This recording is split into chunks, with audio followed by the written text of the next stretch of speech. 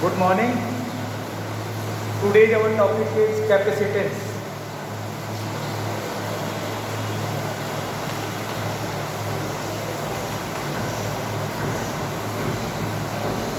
What is the capacitance?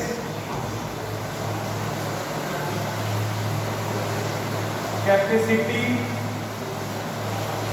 to hold the charge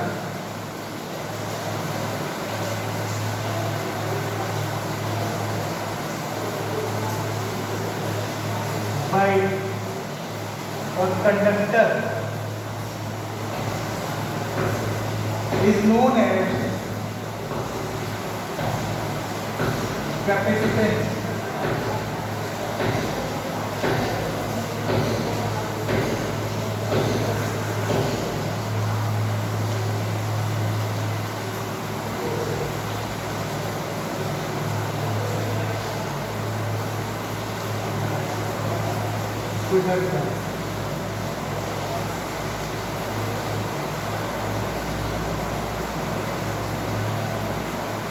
किसी conductor का किसी चार्ज को होल्ड करने का कैपेसिटेंस कहलाता है ना। तो capacity to hold the charge by a conductor is known as capacitance and the device which hold the charge is known as capacitor and the device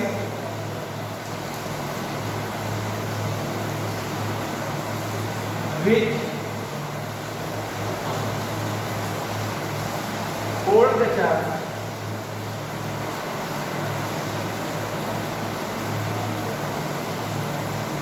is known as capacitor.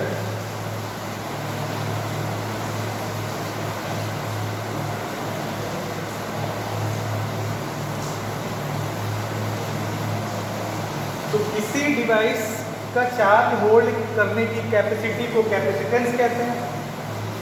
इसको ऐसे समझो कि एक बाल्टी है, उसमें पानी भरा हुआ है। तो जो पानी है, जो वाटर है, you can consider as a charge and the बाल्टी which hold the water is considered as capacitor. इसको ऐसे एनालॉजी समझो आप, वाटर को क्या कंसीडर कर लिया हमने, चार्ज, और जो बाल्टी है उसको क्या कंसीडर कर लिया, कैपेसिटर। तो जितनी बड़ी बाल्टी होगी उतना ज़्यादा चार्ज स्टोर होगा, ठीक है ना। तो यानी कि चार्ज स्टोर करने की क्षमता को हम लोग बोलते हैं कैपेसिटेंस, और जो चार्ज स्टोर करता है उसको क्या बोलते हैं, कैपेसिटर। ऐसे समझ सकते हो कि बहुत सारा एनर्जी फैला हुआ है, अगर वो बाउंड कर दें, हम एनर्जी को बाउंड कर दें, तो वो काम कौन करता है, कैपेसिटर करता है। इसको ऐसे भी समझ सकते हो आप कि जैसे हमें बहुत कम टाइम के लिए बहुत ज़्यादा एनर्जी चाहिए, लाइक फ्लैश लाइट। तो फ्लैश लाइट में क्या होता है कि बहुत कम टाइम में बहुत ज़्यादा रोशनी होती है। तो ऐसे समझो कि हमने वाटर बाल्टियों में भर के इकट्ठा कर लिया और किसी पर्टिकुलर टाइम पे उसका हम यूज कर रहे हैं। जैसे आग लग गई तो पानी बुझाने में, ठीक है ना, आग लग गई हो तो पानी क्या करेगा, आग को बुझाएगा। तो इकट्ठा पानी चाहिए, तो 1000 बाल्टियाँ पानी की भरी हुई हैं, तो उनको एक साथ यूज में ला सकते हैं हम लोग, पानी आग बुझा सकते हैं, है ना। तो कहने का सेंस ये है कि capacitor is the device which stored the energy and it can be used for very short time,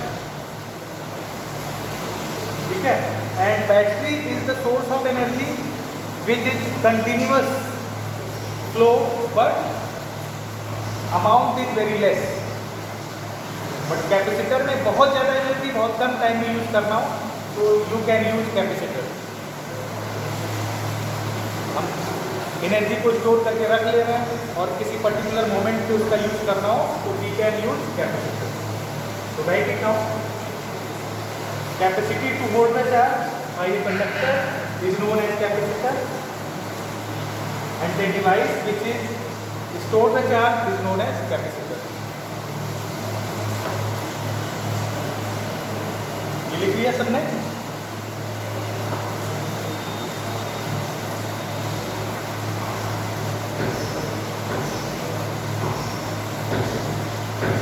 तो आप जैसे कैमरे का फ्लैश होता है, उसमें क्या होता है, capacitor.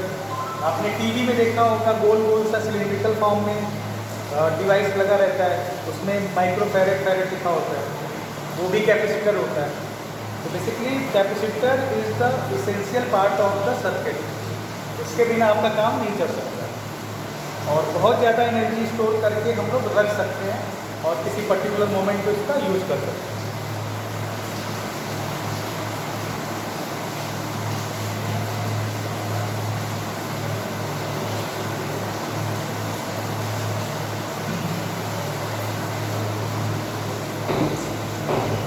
How to make capacitor. आपने गॉस थ्योरम में पढ़ा है, ये दो प्लेट लेंगे, ठीक है, ये इनफाइनाइट साइज की प्लेट है। आप कहोगे ये तो फाइनाइट साइज की है, देखने में लगता है। Basically infinite term is relative term. Relative term का मतलब क्या हो कि आपका हाथ भी इनफाइनाइट हो सकता है। ऐसे समझो आपका हाथ की लंबाई 10 सेंटीमीटर है, चौड़ाई 5 सेंटीमीटर है, तो एरिया 50 सेंटीमीटर स्क्वायर हो गया। अगर इसके पास में हमने जो पॉइंट लिया है वो इस सीट से 0.000000000001 मिलीमीटर हो, तो उस पॉइंट की distance from the sheet is negligible with respect to sheet. So you can consider seed as a infinite seed. समझो, इनफाइनाइट टर्म रिलेटिव टर्म होता है। आपके हाथ के साइज के कंपेयर में वो पॉइंट आपके हाथ से बहुत ही कम डिस्टेंस पर है, उसको नेग्लेक्ट करा जा सकता है। तो अगर पॉइंट की डिस्टेंस हाथ से नेग्लिजिबल है as a size of the sheet, then sheet is considered as infinite. आपका हाथ भी इनफाइनाइट होता है, ठीक है ना।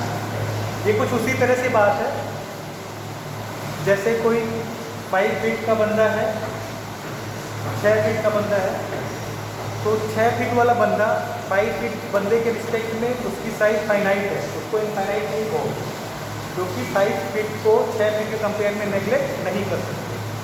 लेकिन वही 6 फीट का बंदा अगर उसकी हाइट को चीटी मेजर करें तो चीटी के रिलेटिव वो 6 फीट का बंदा ही इनफाइनाइट साइज का कहा जाएगा। तो इसी तरह से ये दो सीट है तो फाइनाइट, लेकिन इनके बीच का गैप इतना कम है कि इन दोनों सीट को हम लोग इनफाइनाइट मान सकते हैं, ठीक है। तो बेसिकली इसको बैटरी से जब हम लोग लगाएंगे तो बैटरी क्या करेगी, यहाँ से माइनस चार्ज लेगी और इस पर प्लस चार्ज स्टोर करेगी। क्योंकि बैटरी नेगेटिव टर्मिनल पे है, तो इसके पॉजिटिव वाले चार्ज को इस प्लेट पे कंडक्टर है, कंडक्टर में पॉजिटिव नेगेटिव दोनों चार्ज होता है, ठीक है ना। इसके पॉजिटिव वाले चार्ज को लेकर के यहाँ इकट्ठा करेगी, तो जो पॉजिटिव यहाँ से निकल जाएगा तो उसको क्या बचेगा, नेगेटिव बचेगा। बेसिकली बैटरी इस वाली प्लेट से चार्ज को पुल करती है और उसको पहली प्लेट मान लेते तो दूसरी, तो बैटरी ने दूसरी प्लेट से चार्ज निकाला और पहली प्लेट पे स्टोर कर दिया। तो पहली प्लेट पे स्टोर किया पॉजिटिव चार्ज, तो ये पॉजिटिव हो गई और इससे पॉजिटिव चार्ज निकला तो ये नेगेटिव हो गई। तो कैपेसिटर का फॉर्मेट कुछ ऐसा बनता है ना, क्योंकि चार्ज यहाँ से यहाँ नहीं कूद सकता था, चार्ज यहाँ से यहाँ कूद नहीं सकता, तो बैटरी उसको लाने का काम करती है। तो battery pulls positive charge from second plate and accumulate positive charge on first plate. So this is the format of the capacitor. एक का चार्ज लेती है दूसरे पे स्टोर कर देती है, तो एक पे प्लस चार्ज जाएगा दूसरे पे माइनस चार्ज जाएगा। तो कैपेसिटर का ये फॉर्मेट होता है। मान लीजिए V बैटरी है, इधर से इसने चार्ज लिया Q और इस पे चार्ज इकट्ठा किया Q, तो Q किस पे डिपेंड कर रहा है, बैटरी के पोटेंशियल डिफरेंस। तो जितना ज़्यादा पोटेंशियल डिफरेंस होगा उतना ज़्यादा चार्ज इससे खींच सकती है और इससे इकट्ठा कर सकती है। तो you can say Q is directly proportional to potential difference of the battery. Q equal to C into V. C equal to Q by V. So this is the mathematical notation of the capacitance of the capacitor. ये capacitor है, इसका capacitance का ये formula हो गया। Q coulomb per volt होगा।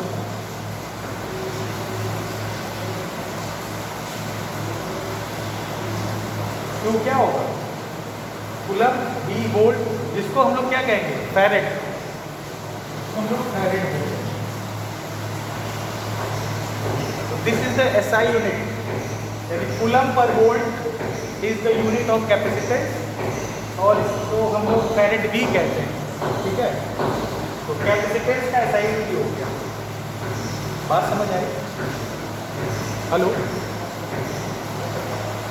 एक capacitor, ये दो प्लेटें थी ऐसे, ठीक है।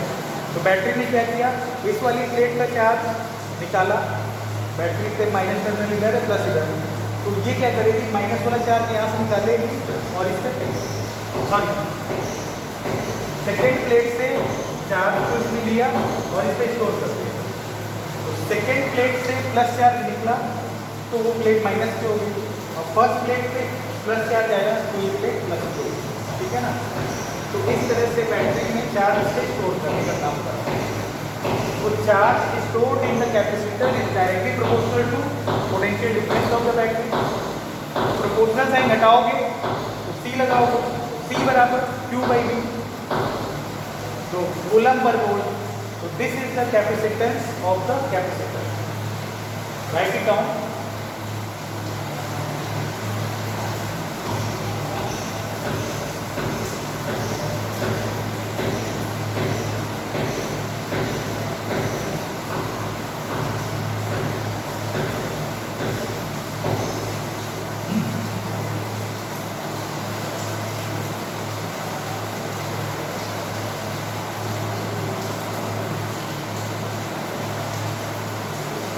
तो C का फॉर्मूला आ गया Q by V, but you have to write here C does not depend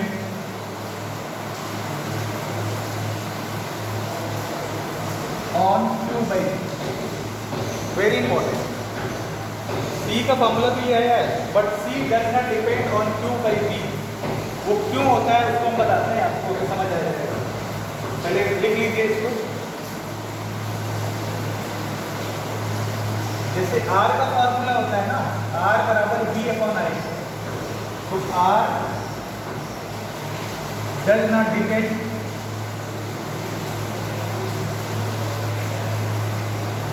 on V upon I। R V और I पे डिपेंड नहीं करता। R किस पे डिपेंड करता है? आपने पढ़ा होगा रो L upon E। R conductor के मटेरियल पे डिपेंड करता है और डायमेंशन पे डिपेंड करता है। R B और I के रेशियो पे डिपेंड नहीं करता। उसी तरह C Q और V के रेशियो पे डिपेंड नहीं करता। C डिपेंड करता है size of the conductor. C किस पे डिपेंड करता है? Size of the conductor. इसको नोट कर लो, C depend on size of conductor.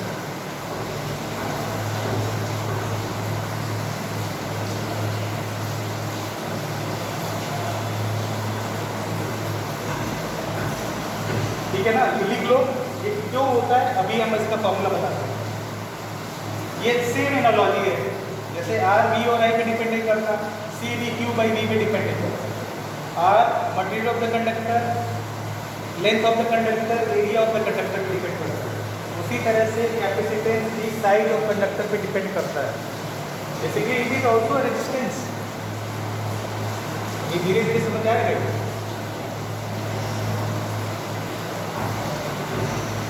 Note कर लिया?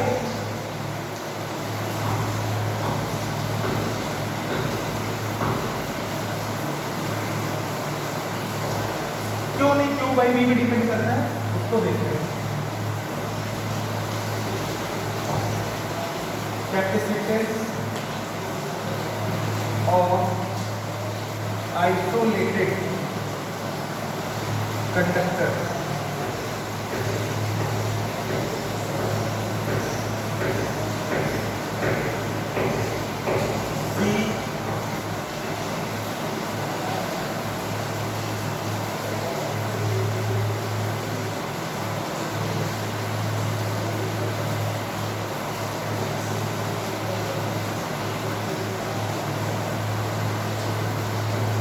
ये देखिए स्फेरिकल कंडक्टर, किसी कंडक्टर को दिया गया चार्ज उसके आउटर सरफेस पे डिसाइड करता है। किसी कंडक्टर को चार्ज देते हो तो हम लोग कंडक्टर में ऑलरेडी पढ़ चुके हैं कि दिया गया चार्ज कहाँ पे चला जाता है, आउटर सरफेस पे। क्यों? क्योंकि अंदर इलेक्ट्रिक फील्ड जीरो होती है, कंडक्टर की प्रॉपर्टी है। ठीक है, charge given to the conductor resides on outer surface of the conductor. This is the core property of the conductor. तो मान लीजिए ये एक स्फेरिकल कंडक्टर है जिसका रेडियस r है और उसको q चार्ज दिया गया है, तो ये चार्ज कहाँ पे चला जाएगा, आउटर सरफेस पे। तो potential difference of the conductor is kq by r। Potential difference of the conductor is kq by r। आपको पता ही, जब स्फेरिकल कंडक्टर को q चार्ज दिया गया है तो उसके आउटर सरफेस पे चला गया है, और सरफेस से पोटेंशियल डिफरेंस कितना होता है, kq by r, ये ऑलरेडी कर चुके हैं। और यही पोटेंशियल डिफरेंस कंडक्टर के अंदर हर पॉइंट पे होता है, यानी कि जो कंडक्टर का रीजन होता है वो इक्विपोटेंशियल रीजन होता है, जहाँ का हर पॉइंट का पोटेंशियल सेम होता है, ताकि पोटेंशियल डिफरेंस जीरो हो जाए अंदर। और पोटेंशियल डिफरेंस जीरो होने की वजह से इलेक्ट्रिक फील्ड जीरो होती है, ये आप ऑलरेडी पढ़ चुके हैं। इसमें डिटेल में हम नहीं जाना चाहते इसलिए। तो याद रखें, किसी कंडक्टर को दिया गया चार्ज कहाँ चला जाता है, आउटर सरफेस पे। और कंडक्टर के स्फेरिकल कंडक्टर जिसका रेडियस r है, इसको q चार्ज दिया गया है, तो उसका पोटेंशियल डिफरेंस कितना होगा, kq by r। और k बराबर होता है 1/4πε0 q by r। तो capacitance of the conductor q by b से, q और b को डिवाइड करोगे तो ये 4πε0 ऊपर चला जाएगा और r भी ऊपर चला जाएगा और q नीचे आ जाएगा, तो q से मर गया, तो बचा जाएगा 4πε0 r। तो अब यहाँ से देखो 4πε0 इज कांस्टेंट, तो c प्रोपोर्शनल r।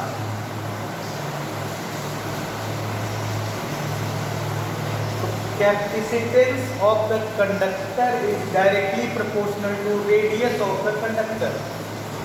अब रेडियस बढ़ाओगे तो कैपेसिटेंस बढ़ेगा, यानी चार्ज होल्ड करने की कैपेसिटी बढ़ जाएगी। बोलो क्लियर? तो इसीलिए मैंने बोला था कि capacitance of the conductor depends on size of the conductor, not q by v। अब मेरे ख्याल से बात समझ आ गई होगी, isn't it? Capacitance of the conductor is depends on the size of the conductor. जितनी बड़ी बाल्टी उतना ज़्यादा पानी। तो पानी को आप चार्ज की तरह ले लो और बाल्टी को आप कैपेसिटर की तरह ले लो। एनालॉजी समझो आप, बाल्टी is equivalent to capacitor and water is equivalent to capacitance, sorry water is equivalent to charge and बाल्टी इज इक्विवेलेंट टू कैपेसिटर। तो जितनी बड़ी बाल्टी उतना ज़्यादा चार्ज, जितनी बड़ी बाल्टी उतना ज़्यादा पानी, और जितना बड़ा कैपेसिटर उतना ज़्यादा चार्ज, है ना। कैपेसिटी डिपेंड करती है size of the conductor. Clear?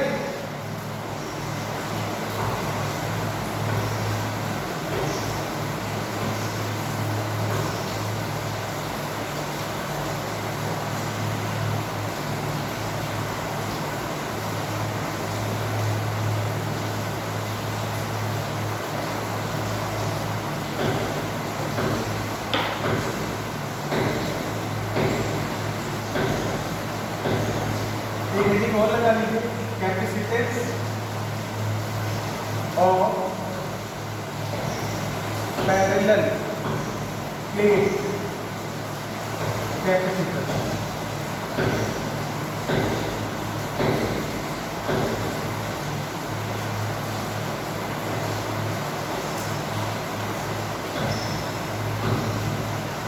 अब देखो पैरेलल प्लेट कैपेसिटर क्या है, ये देखो इस तरह से, अगर साइड व्यू देखोगे तो ऐसे बेसिकली ऐसे है, दो एरियल मतलब दो प्लेटें हैं एक ही साइज की और दोनों को बहुत करीब रखा जाएगा, तो ये सिस्टम पैरेलल प्लेट कैपेसिटर होगा। हो सकता है ये प्लेट आपकी डिस्क हो सकता है ये रेक्टेंगुलर हो सकता है ये स्क्वायर हो। तो इस प्रकार का दो प्लेटें, सेम टाइप का दो प्लेट अगर बहुत करीब रखे जाएंगे तो जो कैपेसिटर बनाया जाएगा वो पैरेलल प्लेट कैपेसिटर होगा। ठीक है, ये बिल्कुल इस तरह से समझो आप, जैसे गॉस थ्योरम में हम लोग ने करा था दो infinite sheet, there are two infinite sheet. Infinite क्यों बोला गया है, तो फाइनाइट, लेकिन इनके बीच का गैप बहुत कम है, तो इसलिए हम इसको इनफाइनाइट कंसीडर करते हैं।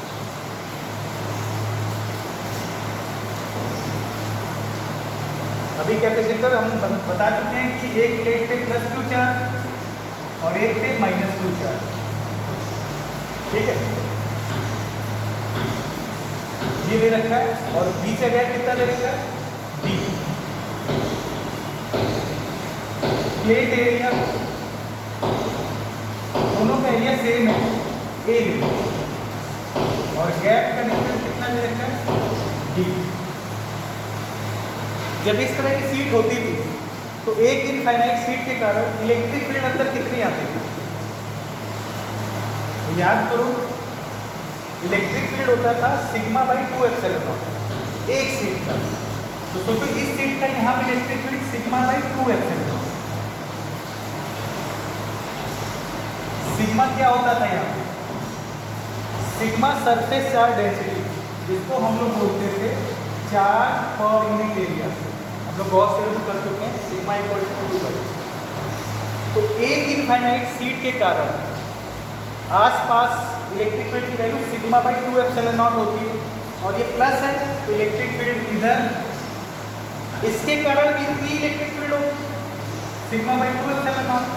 ये माइनस है तो इसी की तरफ होगी। इलेक्ट्रिक लाइन्स पॉजिटिव से दूर और नेगेटिव की तरफ होगी, तो due to positive charge electric field away from positive charge and due to negative charge electric field towards the negative charge.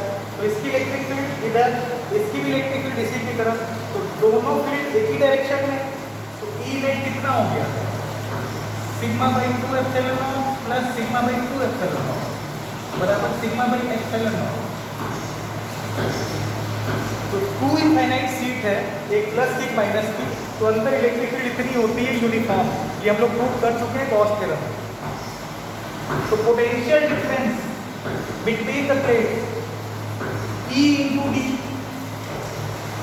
Electric field B बराबर ई डी आर से, B बराबर ई डी आर से, E into D, E की value हो गई यहाँ पे sigma by epsilon not.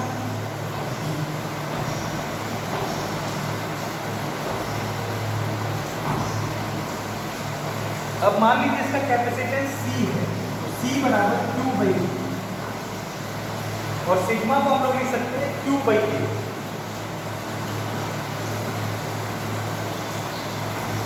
Sigma बराबर Q बाई E। अब यहाँ वैल्यू डालो, Q अपॉन B की जगह Q by A epsilon not B ऊपर चला जाए, B की वैल्यू उठा के इसमें रख दी,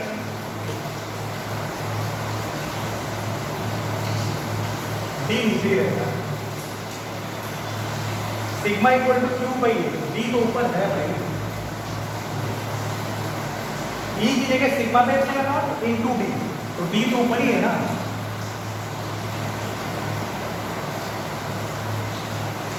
तो इसमें वैल्यू उठा के रखो Q अपॉन,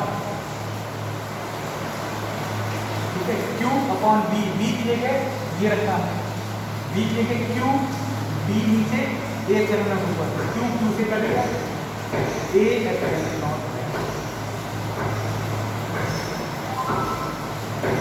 C बराबर आता है A epsilon not. This is the capacitance of parallel plate capacitor. Clear? देखो एक इनफाइनाइट सीट का electric field sigma by 2 epsilon not, plus का है तो उधर, माइनस इनफाइनाइट सीट का electric field sigma by 2 epsilon not, minus का है तो उसी की तरफ इलेक्ट्रिक लाइन प्लस से दूर जाती है, माइनस की तरफ आती है, तो प्लस वाले का भी इधर और माइनस वाले का भी इधर, दोनों electric field, net electric field between two plates plus और minus sigma by epsilon naught, और बी बराबर बी डी, तो यहाँ से बी निकाल लिया, और सी बराबर क्यू बाई बी की वैल्यू डाल दिया। This is the capacitance of parallel plate capacitor, ठीक है ना? दिस इज द प्रूफ, और इससे बहुत सारे न्यूमेरिकल्स आते हैं, तो you have to remember that formula and proof also, ठीक है ना? अब इसके आगे हम लोग बहुत अच्छी अच्छी चीज़ें पढ़ने वाले हैं, तो आज के लिए बस इतना ही। Okay, thank you, God bless you.